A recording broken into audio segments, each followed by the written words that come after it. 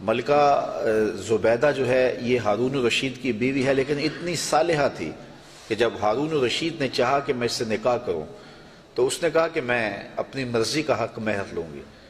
تو اس نے کہا کہ ٹھیک ہے، بادشاہوں کے لیے کیا مشکل ہوتا ہے حق مہر ادا کرنا۔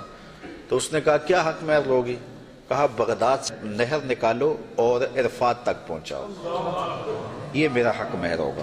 اور یہ بڑا مشکل کام تھا، اور اس کے لیے اس زمانے میں جو ہے وہ کتنے پیسے خرچ آئے، اور وہ نہر نکالی گئی۔ اور جب وہ نہر جاری ہو گئی تو جو خادم تھے انہوں نے آ کے حساب پیش کیا ملکہ کو کہ یہ اس کا حساب ہے، اتنے پیسے خرچ آئے ہیں۔ تو نہر کے کنارے جب وہ دورہ کرنے گئی، دیکھنے گئی، تو انہوں نے حساب پیش کیا تو اس نے کاغذ پھاڑ کر کے نہر کے اندر ہی پھینک کر کے کہا ترکنا الحساب الی یوم الحساب، ہم اس کا حساب یوم حساب پہ چھوڑتے ہیں۔ تو وہ نہر پھر جب تک یہ جدید ذرائع نہیں آئے تھے تو حاجیوں کے لیے سیرابی کا باعث بنتی رہی، اور نہر زبیدہ کے آج بھی اثرات جو ہے وہ میدان عرفات کے اندر دیکھے جا سکتے ہیں۔ تو یہ بغداد سے چلتی تھی نہر اور مکہ المکرمہ تک پہنچتی تھی، اور یہ حق مہر تھا زبیدہ خاتون کا۔ اور یہ زبیدہ خاتون جو انتہائی نیک اور صالحہ خاتون تھی، یہ حضرت بہلول دانا کو ڈھونڈتی رہتی کہ ان سے کوئی دعا مل جائے، کیونکہ یہ مجاذیب میں سے تھے۔ مجذوب وہ ہوتا ہے کہ تجلیات کے وفود سے جس کا شیشہ عقل ٹوٹ جائے اور وہ جو کہہ دے اللہ وہ کر دے۔ فرمایا صحیح حدیث میں ہے رب اشعث اخبر مدفوع بالابواب لو اقسم علی اللہ لابر، بہت سارے لوگ ان کے کپڑے پھٹے ہوئے، حالات پرا گندہ، بال بکھرے ہوئے، لیکن فرمایا انہیں کہیں چھیڑ نہ بیٹھنا، اللہ کے نام پہ وہ قسم ڈال دیں تو اللہ فوری پوری کر دیتا ہے۔ تو یہ اسی قبیلے کا فرد تھا بہلول دانا۔ ایک دن زبیدہ گزر رہی ہے دجلہ کے کنارے پہ، تو بہلول مٹی کے گروندے اپنے ہاتھوں اپنے پاؤں پہ بناتا ہے اور گرا دیتا ہے۔ یہ کبھی آپ نے بچپن میں منظر دیکھا، وہ گلی میں ریت پھینک جائے تو بچے جو ہے وہ پاؤں کے اوپر گروندے بنا دیتے ہیں اور پھر ان کو ہولے سے پاؤں نکال لیتے ہیں، پھر جب کھیل ختم ہو تو گرا دیتے ہیں۔ یہی شغل بہلول کر رہا ہے دجلہ کے کنارے۔ تو ملکہ زبیدہ گزری، پوچھا بہلول کیا کر رہے ہو؟ کہا جنت کے مکان بنا رہا ہوں۔ کہا بیچتے ہو؟ ہاں بیچنے کے لیے بنا رہا ہوں۔ کتنے کا؟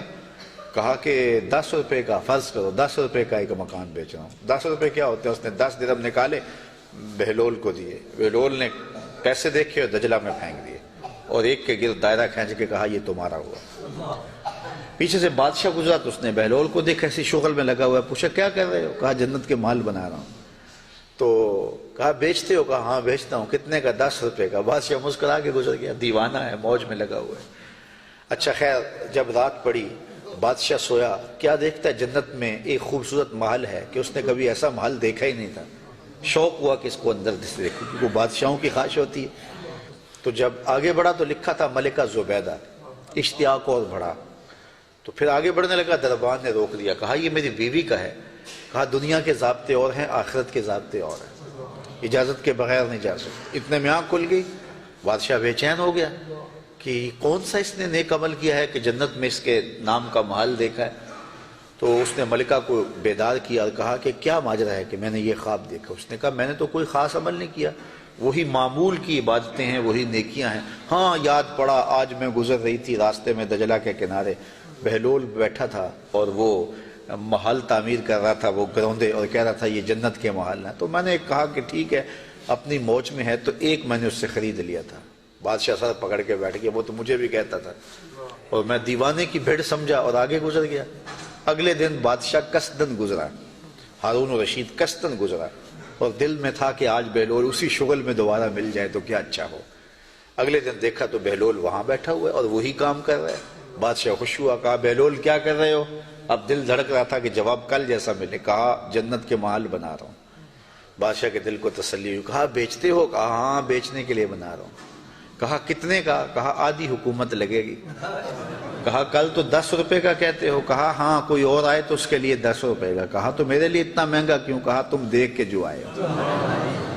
تو بات یہ ہے کہ یہ سعدی نے کہا تھا، سعدیہ نزدیک رائے عاشقاں خلق مجنو نندو مجنو عاقل است۔